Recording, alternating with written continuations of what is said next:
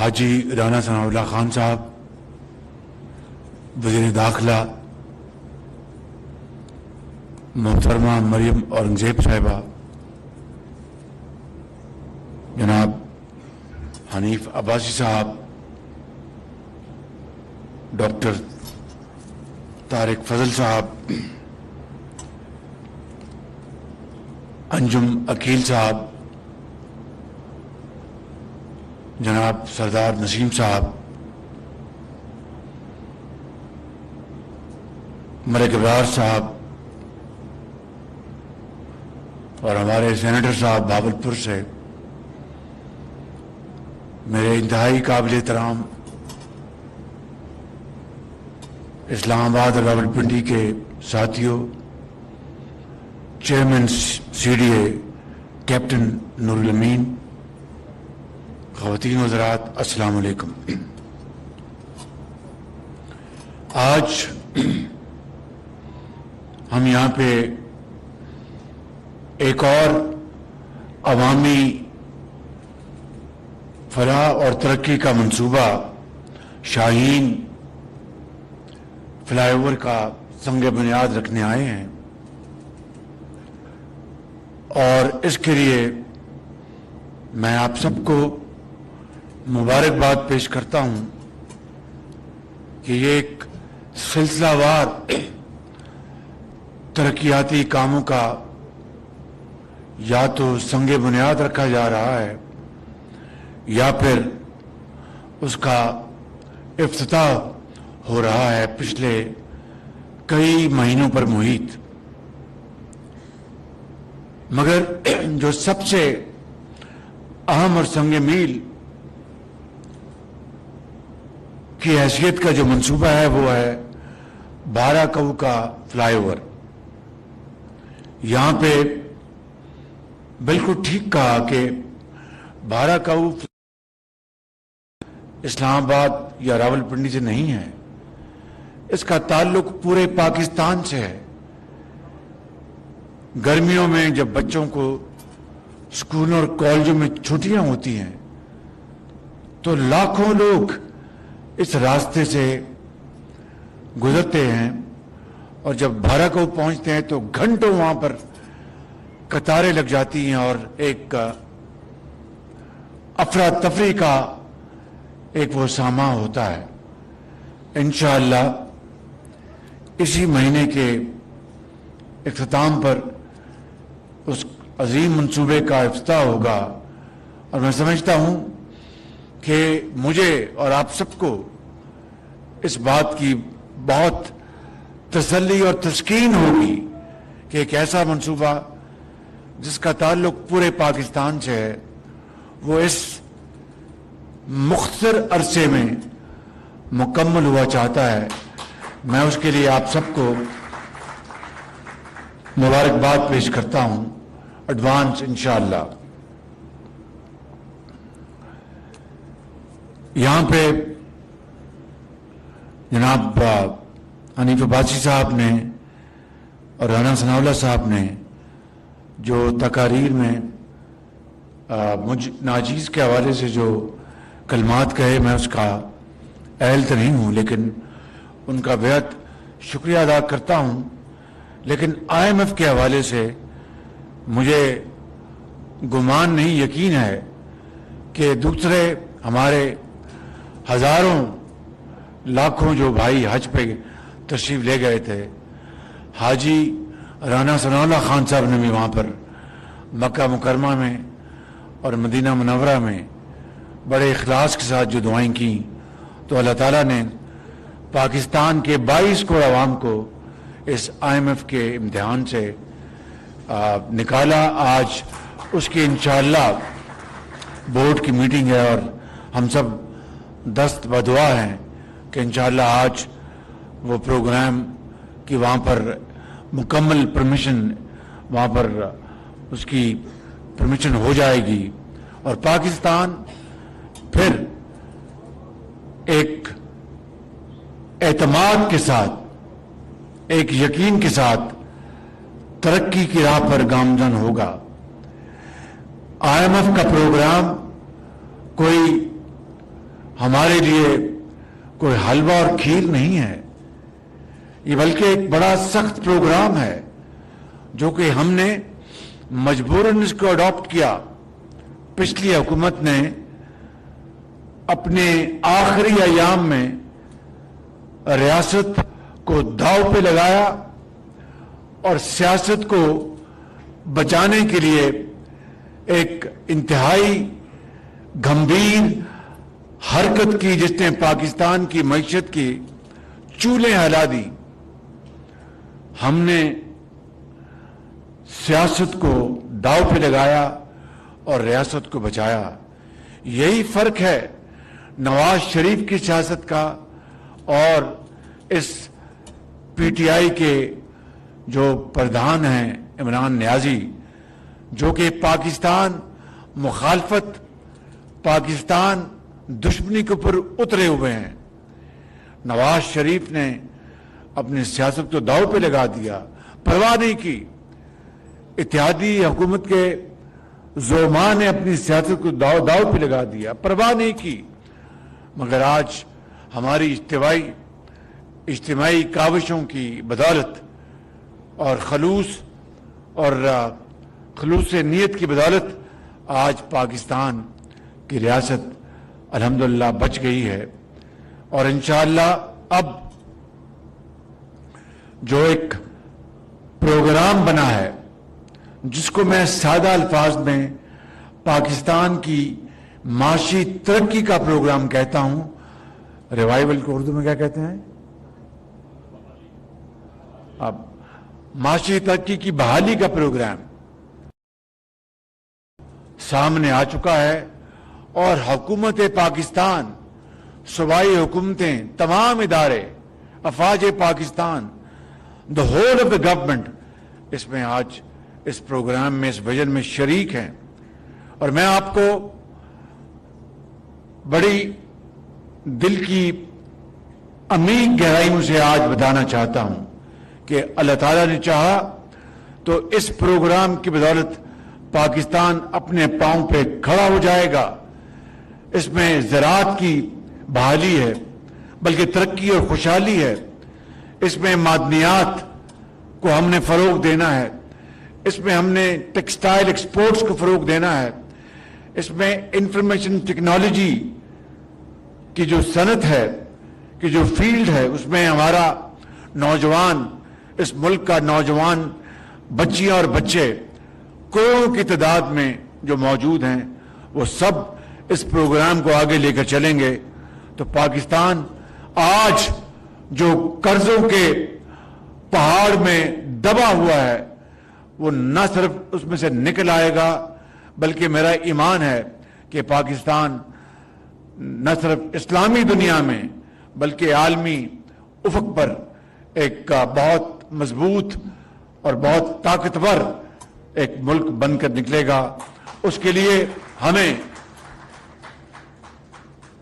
ایک کمی کو پورا کرنا ہے، وہ ہے ول ٹو ڈو، ہمت اور جواں جذبے، ان کو ساتھ اجاگر کر کے ہمیں آگے بڑھنا ہوگا۔ مجھے پورا یقین ہے کہ انشاءاللہ اس پروگرام کے ذریعے پاکستان اپنی منزل پر رواں دواں ہوگا۔ مگر پی ٹی آئی کے عمران نیازی نے جو اس 1.25 سال میں پاکستان کی معیشت کا بیڑا غرق کرنے کے لیے جو ملک دشمنی کی ہے، وہ مثالیں آپ کے سامنے ہیں۔ یہ کس نے کہا تھا 2 صوبوں کے وزرائے خزانہ کو، پنجاب کے اور کے پی کے، کہ آپ نے خط آئی ایم ایف کے نام جاری نہیں کرنے،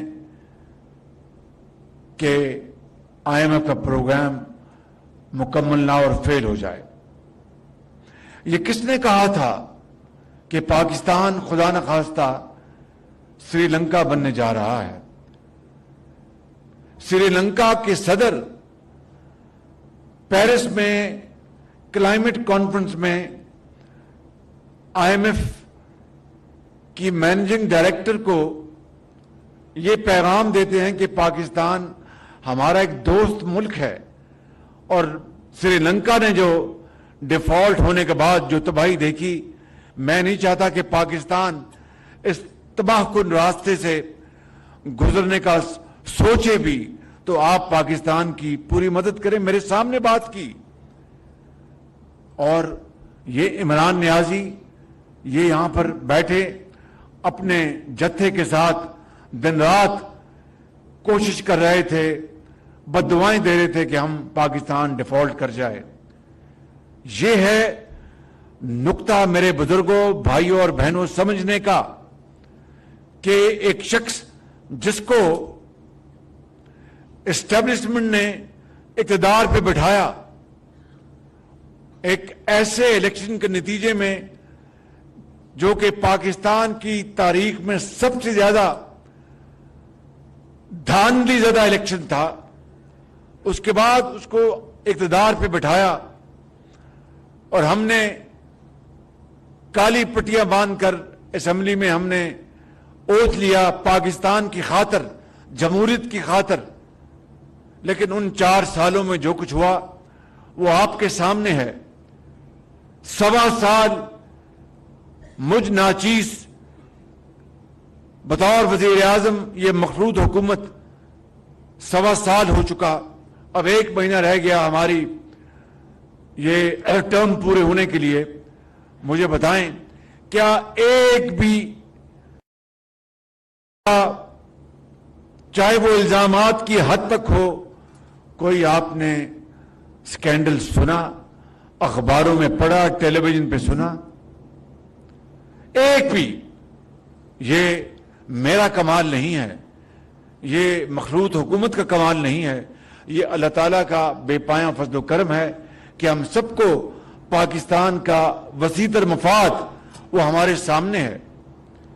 آج میں یہ کہہ سکتا ہوں بلا خوف تردید اللہ تعالیٰ کے فضل و کرم سے کہ اس 1.25 سال میں جتنے میں بڑے بڑے جو پروکیورمنٹ کانٹریکٹس ہیں ان کی بات کر رہا ہوں، یعنی بڑے بڑے جو سودے کیے پاکستان کی حکومت نے، گندم خریدی اربوں ڈالر کی، کھاد خریدی اربوں ڈالر کی، اور دوسرے میں گنوا سکتا ہوں۔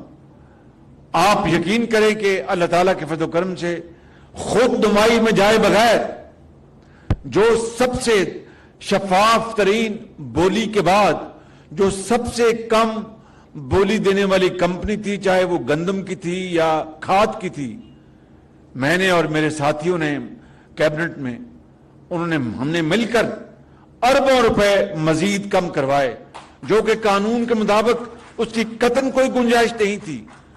یہ کس لیے کروائے؟ یہ ایک تڑپ تھی پاکستان کے عوام کے لیے، یہ ان کا پیسہ ہے۔ ایک تو اس سال گندم نہیں ہوئی، انہوں نے گندم ایکسپورٹ کی، پھر امپورٹ کی، اور ایکسپورٹر امپورٹرز کی جیبیں بھر دی، غریب عوام تباہ ہو گئے مہنگائی کے ہاتھوں۔ چینی پہلے ایکسپورٹ کی، پھر امپورٹ کی، اربوں ڈالر اس کو ضائع کی، اور اپنا بڑے بڑے ٹھیکیداروں نے اپنی جیبیں بھر لیں۔ پھر روپیہ بھی جو ہے وہ ڈالر کے مقابلے میں اپنی قدر کھو رہا تھا، وہ ونڈ فال پروفٹ اس کے علاوہ تھا۔ مجھے بتائیں، اس طرح کا کوئی ایک بھی سکینڈل اس حکومت کے 1.25 سال میں آپ کے سامنے آیا؟ میں آپ کو ایک اور مثال دے کے یہ اپنا بات ختم کرتا ہوں، کیونکہ خود نمائی مقصد نہیں ہے، یہ بتانا مقصود ہے کہ جو عمران نیازی جو بڑے بڑے دعوے کرتا تھا اور پوری اپوزیشن کو دن رات چور اور ڈاکو کا منترا اس نے 4 سال چلایا، جس کو ٹیلی ویژن پر خوب گھمایا گیا، اخبارات میں گھمایا گیا، اور جگہوں پر بھی وہ گھومتا رہا یہ وہ منترا، اس شخص کے مقابلے میں اس حکومت نے 1.25 سال میں ابھی ہم نے چین کے ساتھ نیوکلیر پاور پلانٹ کا ایک اور سودا کیا ہے۔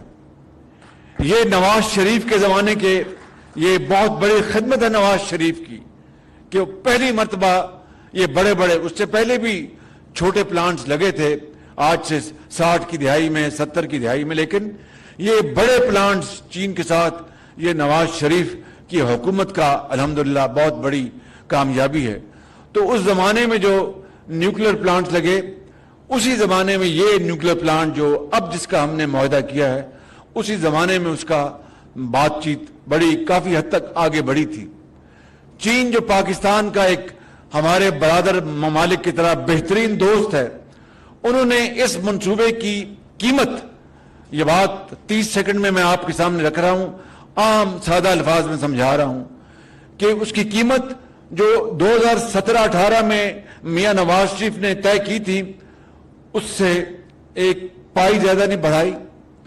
ان 6 سالوں میں جو عالمی کساد بازاری تھی, یعنی انفلیشن جو ہوئی ہے دنیا میں, اس کا بھی 1% بھی انہوں نے چارج نہیں کیا.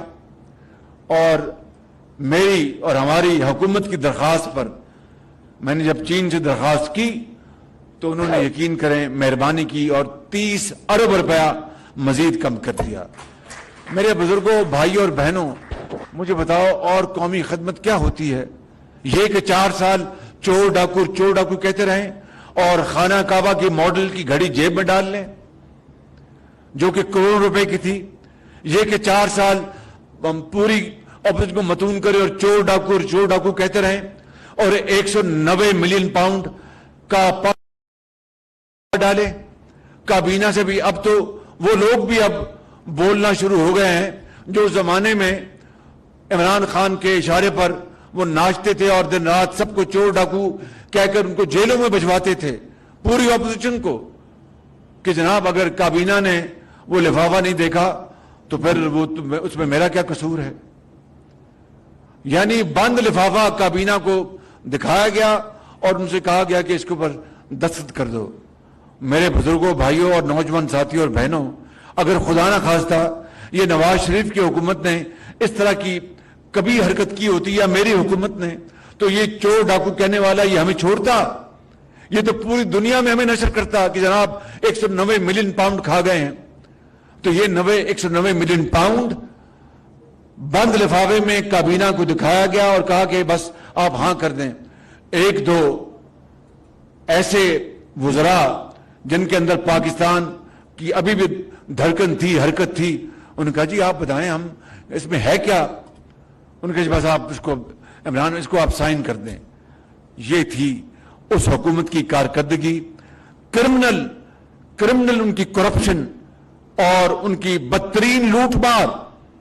وہ 190 ملین پاؤنڈ پاکستان کی حکومت کے خزانے میں آنا چاہیے تھا. وہ گیا سپریم کورٹ. مجھے بتائیں سپریم کورٹ حکومت ہے یا حکومت پاکستان حکومت ہے؟ مجھے آپ بتائیں نا ذرا مجھے. سپریم کورٹ تو ایک ادارہ ہے انصاف دینے والا, یہ بات درست ہے کہ نہیں؟ ان کے اکاؤنٹ میں پیسہ جانے کا کیا تک ہے؟ وہ تو پاکستان کے خزانے میں آنا چاہیے تھا. تو اتنے بڑے بڑے ڈاکے ڈالنے والے عمران نیازی نے 4 سال میں جو کچھ کیا وہ آپ کے سامنے ہے. آج اور 9 مئی کو جو کچھ ہو گیا وہ تو شاید کسی نے کبھی سوچا بھی نہیں تھا کہ دشمن بھی کبھی اس طرح کی حرکت کر سکتا ہے. بدقسمتی سے 9 مئی کا واقعہ بھی ہوا. اور اب کل آپ نے جو